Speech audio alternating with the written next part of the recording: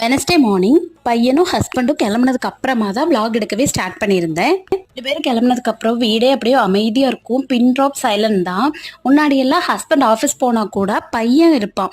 நான் என்ன வேலை செஞ்சாலும் சுற்றிக்கிட்டே பின்னாடியே சுற்றிக்கிட்டு வருவான். அதனால் கூட ஒரு ஆள் இருக்கிற மாதிரி இருக்கும். இப்போ அவனுமே ஸ்கூல் போக ஆரம்பித்ததுக்கு அப்புறமா வீடே அமைதியாக தான் இருக்கும்.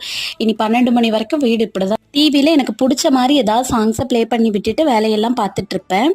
அவன் வரதுக்குள்ளேயே என்னால் என்னென்ன வேலைலாம் செஞ்சு வைக்க முடியுமோ அது எல்லாத்தையுமே முடிச்சிருவேன். ஒயிட் டைல்ஸ் அப்படிங்கிறதுனால தினமும் ஒரு தடவையாவது டைல்ஸ் எல்லாத்தையும் மாப் பண்ணி விட்டுருவேன்.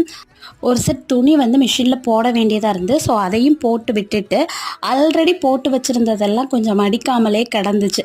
ஸோ அது எல்லாத்தையுமே எடுத்து எல்லாத்தையும் மடித்து அதோட பிளேஸ்லலாம் வச்சிட்ருந்தேன். இதெல்லாம் செஞ்சு முடிக்கிறதுக்குள்ளேயே டைம் 12 o'clock ஆயிடுச்சு. ஸோ நான் பையனை கூப்பிடுறதுக்காக கிளம்பிட்டேன்.